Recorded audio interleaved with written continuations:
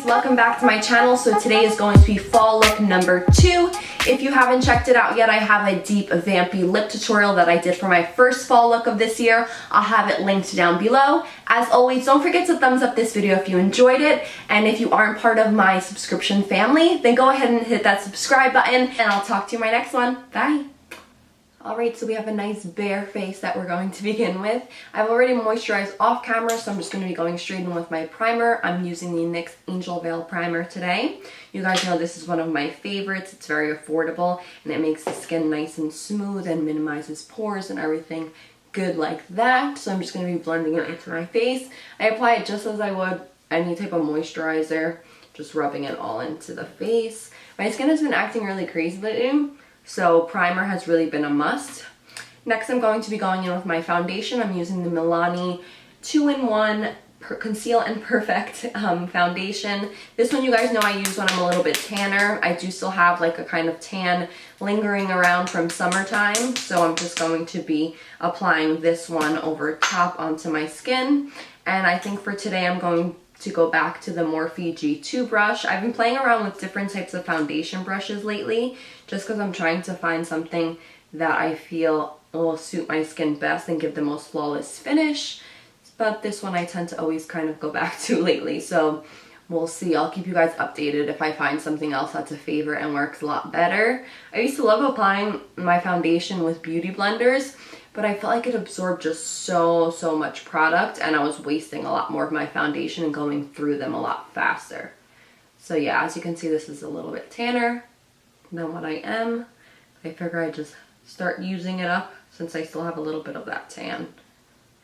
Also, on a quick little side note, if you guys feel like I sound kind of congested, I was really contemplating whether I would do a voiceover for this one or I would just do a talk through.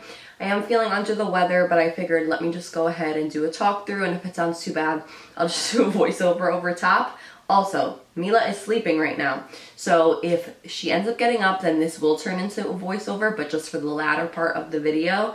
So you may have a half voiceover, half talk through video, but just know that's because she woke up from nap time. Okay, so I feel like its coverage is to my liking. Next, I'm going to be going in with my concealer. As always, lately I've been using the Tarte Shape Tape, and the color that I'm using is light medium. Once again, since I still have a little bit of my tan lingering on, I'm going to be using this one that's a little bit darker than what I would in the winter months. And I'm just kind of going to place it under the eyes. I bring it down a little bit. I feel like I kind of switch up the application here and there sometimes just to see what works better, what works best. So if you guys see me doing things a little bit differently, just know I just like to try out a couple of different methods here and there. This way I get to feel what works best with my skin, what I feel gives me the most coverage with these bad dark circles. Then I'm just going to go down the center of the nose. I like to apply some onto the forehead, above the cupid's bow, and down on the chin, just to kind of give an even highlight all over the skin.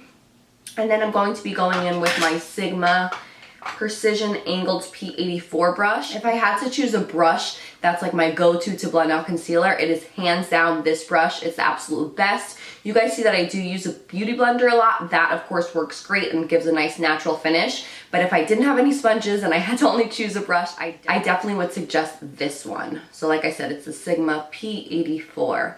So I just kind of go in dabbing motions as I would with like a beauty blender. And then if I feel like there's any marks, I'll just kind of brush it downwards, and then that blends out to make sure there's no harsh lines left. I like to blend first all the areas of the face, like the nose, the forehead, because I like under the eyes to kind of settle a little bit into the skin. This way it really picks up the color and produces the most coverage at getting rid of those dark circles. And blending down the bridge of the nose. Also, guys, the reason I'm actually sick right now is because the last day of our vacation, Mila got her first ever fever. It was so scary. Her fever went up to even as high as 106 during the night. So I was like totally freaking out. I wasn't even sure if I wanted to fly back home, but the doctor just said, you know, that's best. This way we could check to see what's going on with her. As soon as we landed, we brought her to the pediatrician. and they actually said she had a double ear infection, so she flew like that. I felt so bad, but thank goodness for her, she literally slept the entire 7-hour plane ride back home, so it wasn't affecting her. She was just really groggy, tired. I gave her Tylenol, which same thing, she's never needed to take any type of medication, antibiotics, any type of painkillers. So it was a whirlwind of firsts for her. And then of course, because she was super clingy to mommy, wanted to be with me non-stop, she of course gave me what she had. And I didn't catch an ear infection because that's actually bacterial, so you have to take like antibiotics for it, and it's not contagious. But with the ear infection, she also got a throat infection, and that of course is viral, so it was nice and contagious. So her being on top of me, coughing on me, and all that fun stuff, I obviously caught that. Alright, now that the under eyes are completed, I'm going to go in with my bronzer, and I'm going to be taking the Anastasia contour kit for this, and I'm just going to mix in 2 colors, the color Fawn, and then the one next to it, I'm not sure if it says the colors on here. Let's see. Yes, okay, so I'm going to be taking the color Fawn and the color Havana. So we're going to be mixing those 2 together. And I like to take a large dual fiber brush just because it gives a more natural finish. So blending those 2 together and just buffing it into the face. This isn't any type of like precise contouring yet. We're just warming up the skin a little bit more. Because I feel like when you apply your contour after warming it up, it looks a lot more natural. And I feel like a lot of people, especially if you're beginners at makeup, when you're applying contour straight away, it could be very overwhelming. You could feel like you have like streak lines on the side of your face and kind of push you away and not ever contour again. So if you just kind of take your bronzer and buff it into the skin with like a large dual fiber brush, which is going to give a very natural finish, and then go in with the precise contouring, it'll look a lot better and it'll be a lot easier. Now I'm going to be taking my NARS ITA brush. As you can see, this is nice and flat. It's going to give a defined cheekbone, and I'm only going to go into Fawn because I don't want to take that other color is a little on the muddy side. This one is truly like a gray type of color. So when it has those undertones, it of course isn't going to look muddy on the face. It's just going to give contours and go into the hollows of everything. Then I'm going to put a little bit on the sides of the nose. Brushing that in. This is a very natural highlight. I just kind of want to give a nice soft iridescence to the skin, not anything too crazy.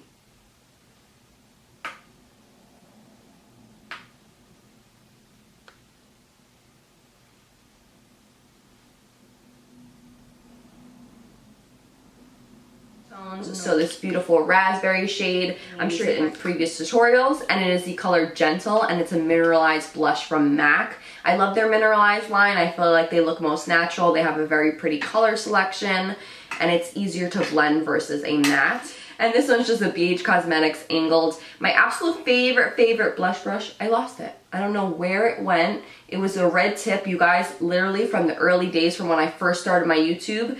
That was the blush brush I would use, and I've had it for years and years, and now I can't find it. It literally disappeared on me. I have organized and emptied out every single drawer in my vanity, and it is just gone. So I'm devastated. It was limited edition, so I can never get it back again. But yeah. Next I'm going to be going in with brows. I'm kind of switching up the order of what I do things today. I don't know why. Same thing. Certain days call for different types of makeup, different types of steps.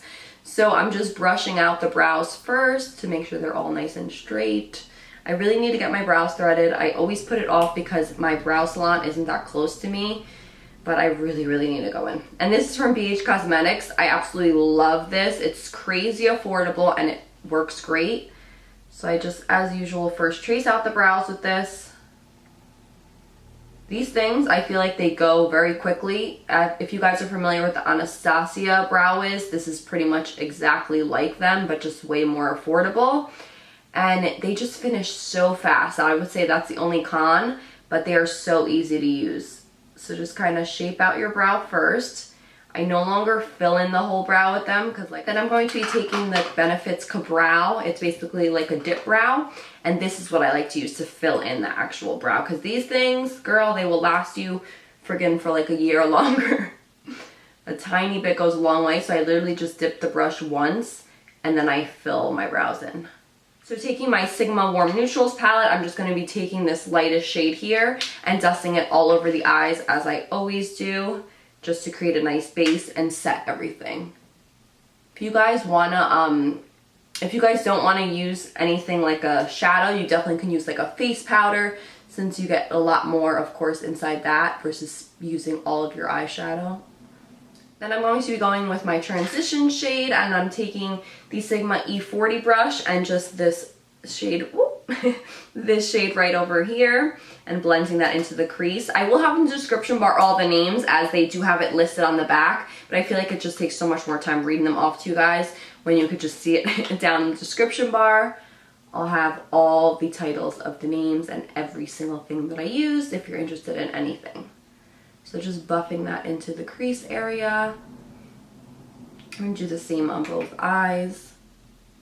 So the final color that I'm going to be applying in the crease is this burgundy type of shade that is much deeper. And we're going to focus this primarily on like the outer V area over here. And then of course bring it into the crease. But keep this one nice and low. We don't want to make the eyelid so like muddy and dark. Just the outer V.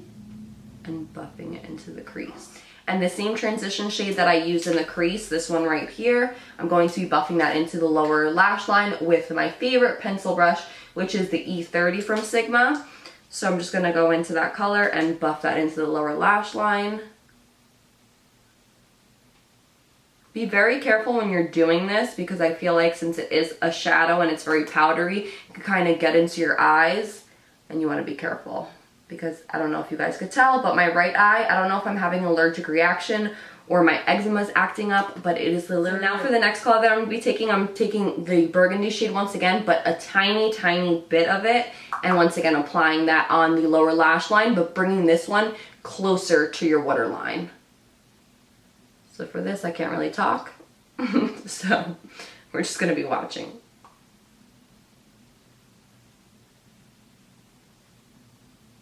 Be going in with my favorite part, which is the Stila Smoldering Satin. These are of course like the glitter and glow liquid eyeshadows. I'm sure you guys have seen a review that I did a while back when these first came out. This was actually the one color that I wasn't able to get my hands on, and I wanted it so bad because when I swatched it in the store I fell in love with it. But now that the hype has died down, it was now available, so I made sure I picked that up. So just placing this right on the lid of the eye. I'm kind of going to close my eyes for this. And I kind of want you guys to see. So let's see if I could tilt my mirror a little bit better. Like I said, my eye's really sensitive right now. This right eye. So I don't want to go too close. I'm going to be very careful with this on this eye. Like literally, how gorgeous is this? This glitter is so natural. That's why hence a daytime glam liquid liner. So we're going to give this one a go.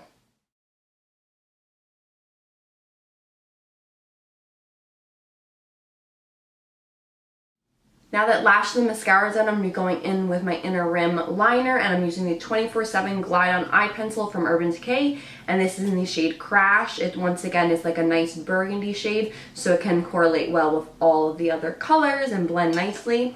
So I'm just going to go right into that waterline. This one is so incredibly smooth, so it doesn't hurt your eye whatsoever. And now we're going to finish it off with the lips, and we're using the Bow and Arrow from Kat Von D.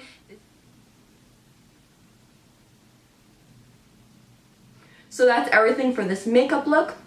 I hope you beauties enjoyed. Don't forget to thumbs up this video if you did. And if you're new here, don't forget to hit that subscribe button before you go. I'll talk to you in my next one.